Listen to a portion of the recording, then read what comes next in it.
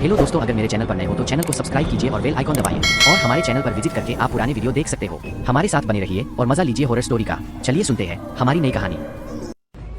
Hello दोस्तों, नमस्कार। Are के हॉरर टीवी चैनल में आपका स्वागत है।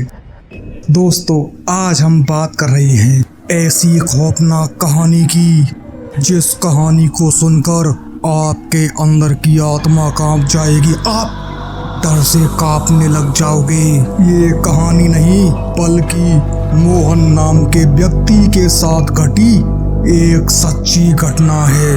आज की हमारी कहानी का नाम है रेल नंबर 666, एक भूतिया डर का सफर। ये कहानी मोहन नाम के एक व्यक्ति की है। मोहन दिल्ली की एक प्राइवेट कंपनी में जॉब करता था, जो कि लालगढ़ नामक एक गांव का रहने वाला था। मोहन की जॉब बढ़िया चल रही थी, पर एक दिन की बात है, उसके पिता का फोन मोहन को आता है। उसके पिता कहते हैं, मोहन, तेरी माता की तबीयत बहुत खराब है, इसलिए तुझे जल्दी से जल्दी गांव आना है, क्योंकि डॉक्टर ने उनको शहर के हॉस्पिटल में एडमिट करने की बोला है। ये शहर बहर मेरी तो समझ से बाहर है, अगर तू आ सके तो देख ले। मोहन अपने पिता से कहता है, ठीक है, मैं कल के टिकट निकाल लेता हूँ और कल ही अपने गांव आ जाऊंगा। मोहन शाम के टिकट निकालता है और शाम को अपनी ऑफिस से छुट्टी लेकर रेलवे स्टेशन के लिए निकल जाता है। लेकिन ट्रैफिक जाम होने की वजह से मोहन लेट हो जाता है। जब वह रेलवे स्टेशन पर पहुंचता है तो वो देखता है कि उसकी ट्रेन उससे छूट चुकी है। मोहन अब बहुत परेशान हो चुका था और उसकी समझ में नहीं आ रहा था कि अब मैं गांव कैसे पहुंचूं। वो दुखी मन से रेलवे इंक्वायरी केंद्र की ओर जाता है और वहां रेलवे इंक्वायरी केंद्र में पूछता है, भाई साहब, कोई लालगढ़ वाली ट्रेन है क्या? वह लालगढ़ की ट्रेन के बारे में पूछता है तो उसे मालूम होता है आज कोई ट्रेन नहीं है और अगली ट्रेन सुबह 9 बजे की है। मोहन ये सुनकर निराश हो जाता है और धीरे धीरे रेलवे स्टेशन पर भी यात्रियों की भीड़ कम होने लगती है, क्योंकि अब कोई भी ट्रेन उस रेलवे स्टेशन पर नहीं आने वाली थी। तभी उसके पास एक शख्स आता है जिसका नाम महेश था। वो उसे बताता है कि उसे भी लालगढ़ पहुंचना है और उसकी ट्रेन भी उससे मिस हो चुकी है। दोनों आपस में बात करते हैं। दोनों डिसाइड करते हैं कि अब हम सुबह ही अपने गांव जाएंगे और वे दोनों अपने रूम की तरफ वापस आने लगते हैं। तभी उन्हें एक वृद्ध आदमी वहां दिखाई देता है। वो उनसे पूछता है, अरे बाबूजी, किधर जाओगे? यूं क्यों परेशान हो रहे हो? मुझे आपके चेहरे से लग रहा है आप बहुत दुखी हो। क्या बात है बाबूजी? तो मोहन उस वृद्ध आदमी से कहता है, दादाजी, हमें लालगढ़ अपने गांव पहुंचना था, लेकिन हमारी ट्रेन हमसे छूट चुकी है।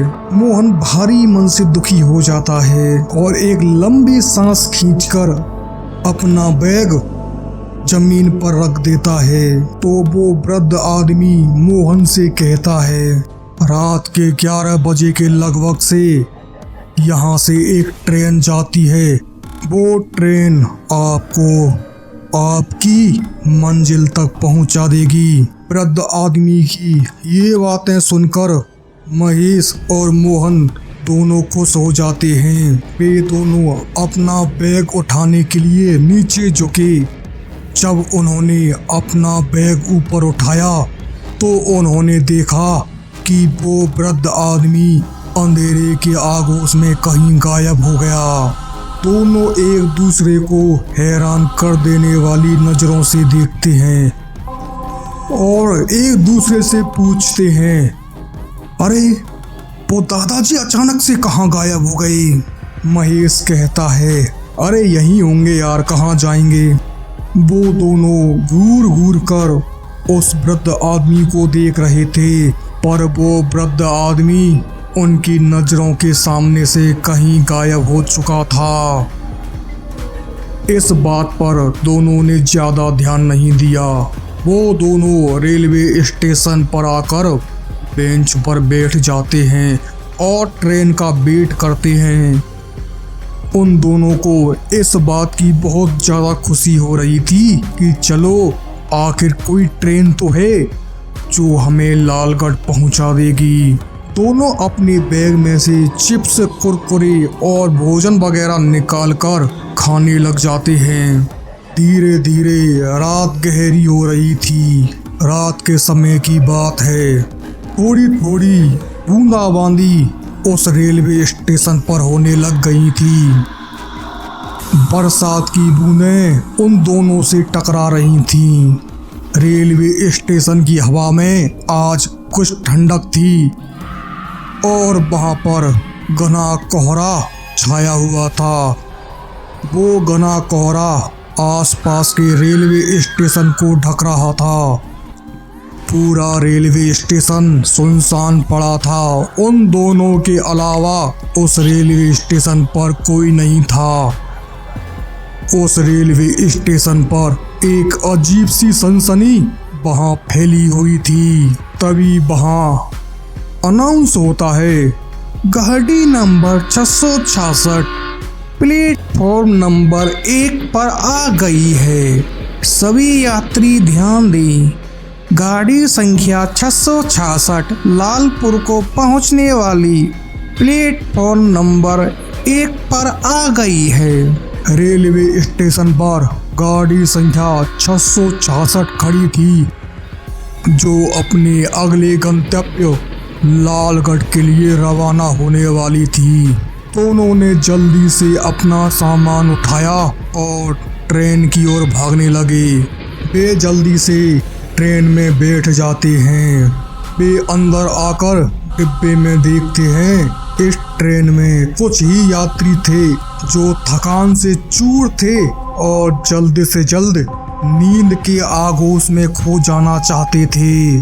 ट्रेन धीरे धीरे प्लेटफॉर्म से बाहर निकलती है। पहियों की धीमी आवाज और इंजन की चहचहाट के अलावा केवल यात्रियों की हल्की हल्की सांसें और खिड़की पर बारिश की बूंदों की आवाज उन दोनों को सुनाई दे रही थी।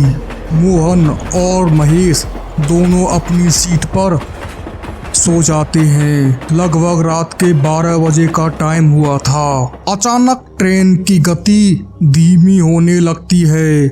उन दोनों को एक जोरदार झटका लगा और वो अपनी सीटों से उठ गई। कुछ मिनटों के बाद ट्रेन पूरी तरह से रुक गई। वे दोनों गेट की तरफ बाहर आते हैं और ट्रेन से बाहर की ओर देखते हैं। बाहर अंधेरा था, सिर्फ ट्रेन की लाल बत्तियां जल रही थी, लेकिन उन्हें कुछ भी दिखाई नहीं दिया। तभी महेश को एक डरावनी आकृति दिखाई देती है। महेश उस आकृति को देखकर जोर से चीख उठा। उसने खिड़की से बाहर एक काले रंग की भयानक परछाई को देखा। उस परछाई ने जोर से खिड़की पर दस्तक दी और धीरे धीरे वो ट्रेन के गेट के बिल्कुल पास में आ गई। उसका चेहरा धीरे धीरे स्पष्ट दिखाई देने लगा। उस आकृति का चेहरा बेहद खौफनाक था। वो किसी इंसान का नहीं बल्कि किसी हैवान का चेहरा लग रहा था। उस हैवान का चेहरा खून से लथपथ था और उसकी आंखों में एक भयानक चमक थी। उस हैवान के दोनों हाथ कटे हुए थे। उसकी आंखों में से खून बाहर निकल रहा था। उसके दांत बहुत बड़े थे। वो अपने दांतों को निकालकर एक डरावनी हंसी हंस रहा था। जब वो हैवान हंस रहा था तो उसके दांतों से खून टपक रहा था। मोहन और महेश डर के मारे चिल्ला पड़े।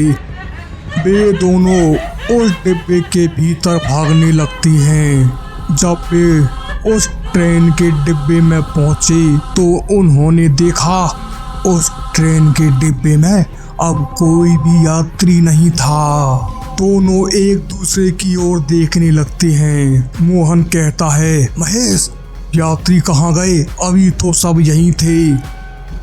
तो महेश कहता है, मुझे कुछ यहाँ पर गड़बड़ लग रही है। दोनों का डर और भय से बुरा हाल हो रहा था। तभी उस हैवान का जला हुआ हाथ महेश की ओर आता है और महेश को खींचकर अपने साथ ले जाता है। ऐसा लग रहा था महेश को कोई जबरदस्ती अपने साथ खींच रहा हो। उसकी सिर्फ चीखें सुनाई दे रही थी, लेकिन मोहन के अलावा उस ट्रेन के डिब्बे में महेश की मदद करने वाला कोई भी मौजूद नहीं था। और मोहन भी उसे लाचारी से देख रहा था। एक दर्दनाक चीख के साथ महेश उस अंधेरे के आगोश में कहीं गायब हो गया। अब ट्रेन में केवल मोहन ही बचा था। वह डर से कांप रहा था। उसने भागने की कोशिश की, लेकिन ट्रेन के सभी दरवाजे और खिड़कियां पूरी तरह बंद थीं। अब मोहन को समझ में नहीं आ रहा था, मैं क्या करूं, मैं क्या नहीं। मोहन को उसकी मौत उसके सर पर मंडराती हुई नजर आती है। अचानक ट्रेन फिर से चलने लगी। धीरे धीरे ट्रेन की गति बढ़ने लगती है और मोहन ने खिड़की से बाहर देखा तो उसने देखा वो जंगल अब गायब हो चुका है और उसकी जगह वहाँ एक विशाल कब्रिस्तान मोहन को दिखाई देता है। मोहन देखता है उस कब्रिस्तान में उन कब्रों के बीच में खून से लथपथ बेभूत और हैवान नाच रहे हैं और वे एक डरावनी हंसी हंस रहे थे। उन हैवानों का शरीर कटा फटा हुआ था। किसी का हाथ गायब था तो किसी का सर गायब था। किसी के शरीर के 2 टुकड़े हो रखे थे। उनके शरीर में से यहाँ वहाँ से खून ही खून निकल रहा था। तभी अचानक मोहन को उस कब्रिस्तान में महेश दिखाई दिया। उस महेश का सर कटा हुआ था और महेश का वो कटा सर उसके हाथ में था।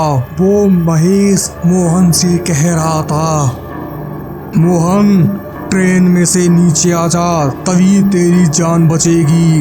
मोहन ट्रेन से नीचे आ जा, तू भी नहीं बचेगा, तेरी भी मौत निश्चित है। जो हाल मेरे साथ हुआ है वही हाल तेरे साथ होगा। और महेश जोर जोर से हंसने लगता है। उसकी डरावनी हंसी से वो पूरा कब्रिस्तान थर्रा उठा। मोहन का दिल जोर जोर से धड़क रहा था। तभी अचानक से ट्रेन रुक जाती है। मोहन का दिल जोर जोर से धड़कने लगता है। अचानक से उसकी आंखों से वो कब्रिस्तान गायब हो जाता है। वो सब भूत पिशाच वहाँ से गायब हो जाते हैं। अब वहाँ पर कोई भी नहीं था। मोहन ने धीरे धीरे दरवाजा खोला और अपने कदम बाहर निकाले। उसने वहाँ पर एक विशाल हवेली देखी जो कि अंधेरे में डूबी हुई थी।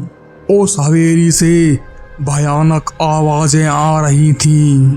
मोहन बहुत घबरा गया। उसे पता था कि उसके पास भागने के अलावा कोई रास्ता नहीं है। मोहन ने डरते हुए हवेली का दरवाजा खोला और अपने कदम उस हवेली के अंदर रखे। अंदर मोहन के साथ क्या हुआ यह कोई भी नहीं जानता। मोहन और महेश दोनों गायब हो चुके थे। कुछ दिनों बाद की बात है, उन दोनों के परिवार वालों ने उनकी तलाश शुरू कर दी। पुलिस को उन दोनों की जांच सौंपी गई। तभी पुलिस को रेलवे नंबर 666 के बारे में पता चला। पुलिस वालों ने गहराई के साथ रेलवे नंबर 666 के बारे में जांच शुरू कर दी। जांच के दौरान पुलिस को पता चला कि रेल 666 एक भूतिया ट्रेन थी। यह ट्रेन कई साल पहले एक दुर्घटना में तबाह हो गई थी। इस ट्रेन में मौजूद सभी यात्री बेरहमी से दर्दनाक मौत मारे गए थे। लेकिन इस ट्रेन में मारे गए यात्रियों की आत्माएं अब भी उस दुर्घटना स्थल पर भटक रही थीं और वे निर्दोष यात्रियों को अपने साथ ले जाती और एक दर्दनाक मौत मारती। कुछ दिनों बाद दुर्घटना स्थल पर मोहन पुलिस वालों को एक अजीब हालत में मिला था। पुलिस वालों ने उसको अस्पताल में भर्ती करवाया। जब मोहन को होश आया और उसके स्वास्थ्य में सुधार हुआ तो मोहन ने इस भूतिया ट्रेन के रहस्य को उजागर किया। दोस्तों, ये थी भूतिया ट्रेन 666 की कहानी।